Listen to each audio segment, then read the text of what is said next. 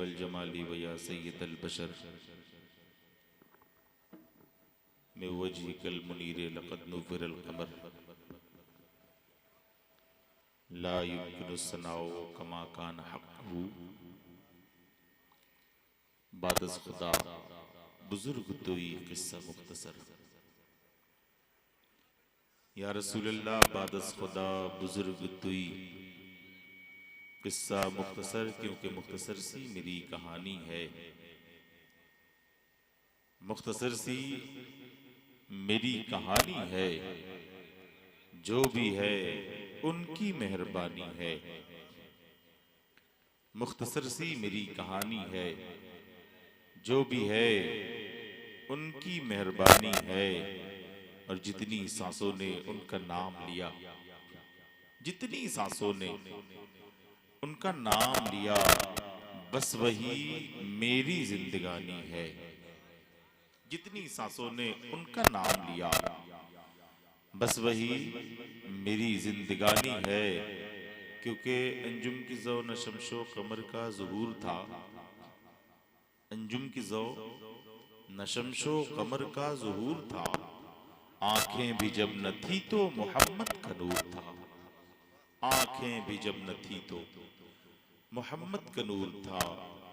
मेरे आका अपने गुलामों से इरशाद फरमाते हैं, भैया माइक ऑपरेटर कहाँ है, इसकी गनगनाहट को साफ कर लें जरा, इधर हैं आप, इसकी गनगनाहट को साफ कर लें, आवाज खोल दें और ये जो सीटी आ रही है इसको कंट्रोल कर लें जरा सा। माइक अच्छा है, थोड़ी सी सेटिंग अच्छी कर लें ताकि बार बार आपको भी परेशान ना होना पड़े, लोगों का जहन भी इधर उधर मुंतशिर ना हो।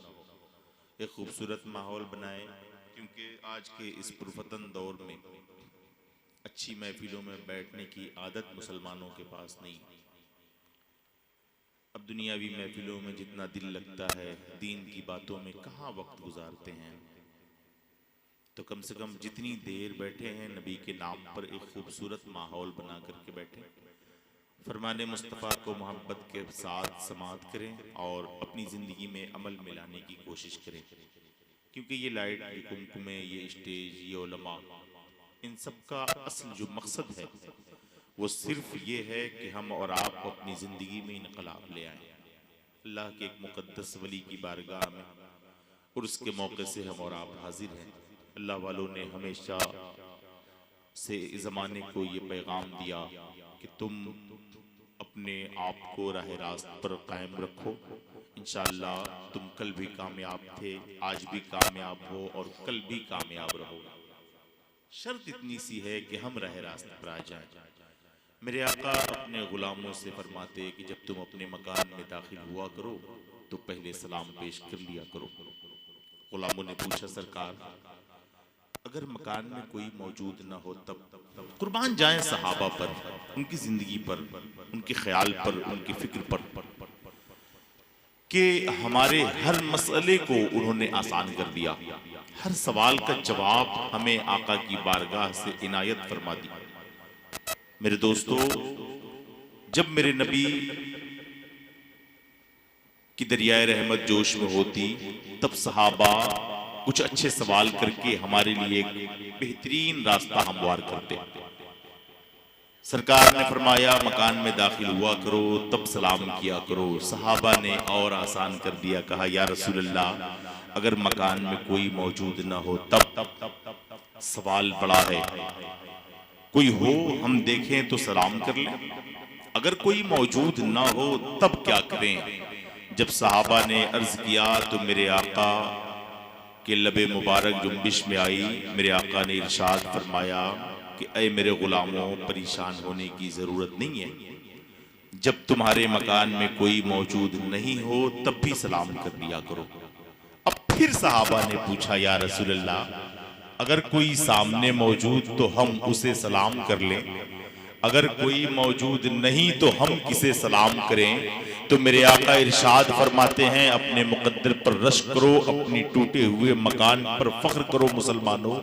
मेरे आका, क्योंकि जिसके मकान को नबी अपना घर कह दें उस पर जन्नत रश क्यों न करे। मेरे आका फरमाते हैं कि अगर तुम्हारे मकान में तुम्हारी निगाहों के सामने कोई मौजूद नहीं होता तो उस मकान में मैं मौजूद रहता हूं। खुश हो जाएं आप अपने नबी के नाम पर और इस सुन्नत को अपनी जिंदगी में अमल में लाने की कोशिश करें। बड़ा अजीब मामला है आजकल मुसलमानों का।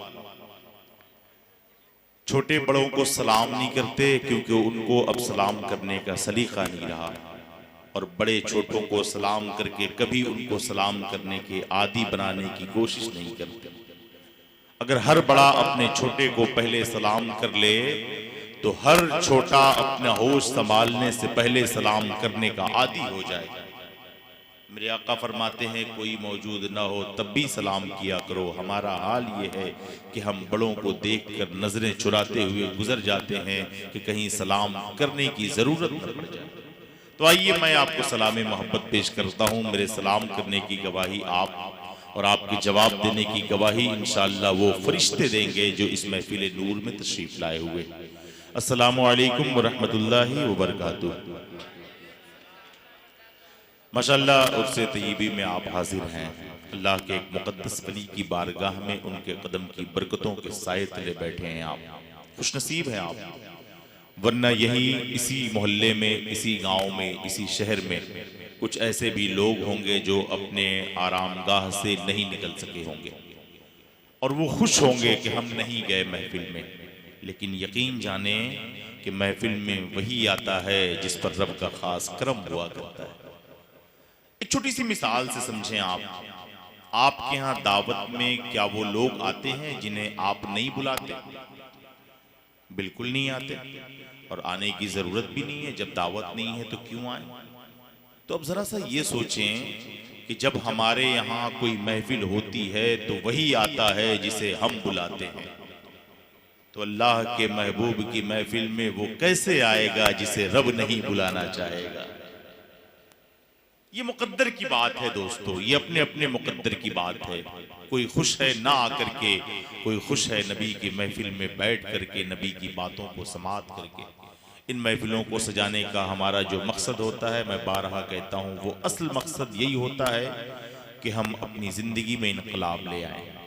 अगर हम इनकलाब नहीं ला सकते तो ऐसी महफिलों को सजाने का, रजाने का हमें कोई हक नहीं।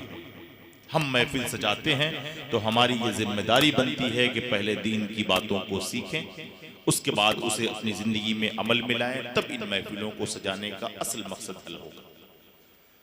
आइए दुरूद पाक पढ़ लिया जाए। चूंकि वक्त अब इसकी इजाजत नहीं देता कि बहुत देर तमहीदी गुफ्तगू किया जाए, लिहाजा मैं चाहता हूं कि बगैर किसी ताखीर के हम अपने नबी की बारगाह में गुलाम जिस अंदाज में होते हैं, गुलामी का सबूत हम उसी अंदाज में पेश करते हुए नबी की बारगाह में मोहब्बत के साथ दुरूद मोहब्बत पेश कर लें। अल्लाह रब्बो मुहम्मदिन नहनु इबादो मुहम्मदिन सल्लल्लाहु अलैहि वसल्लम सलातुम व सलामन अलैका या हबीबी या रसूलुल्लाह सल्लल्लाहु तआला अलैहि वसल्लम।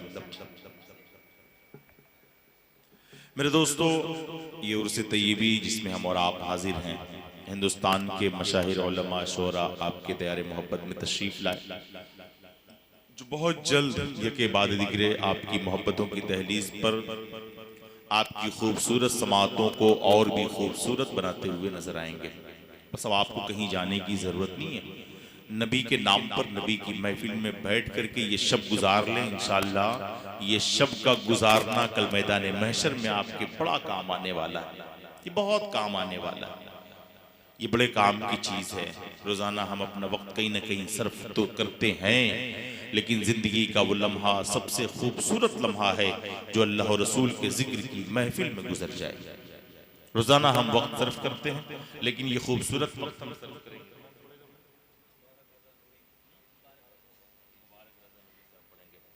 माशाअल्लाह हमारी जमात के खूबसूरत लहजा मिंबर शरीफ पे भाई जनाबे मुबारक रजा नूरी के पैकर में मौजूद है। वो आपकी मोहब्बतों तक पहुंचने वाले हैं, लेकिन मुझे इतना यकीन आप दिला दें कि आप यहीं बैठे हुए हैं।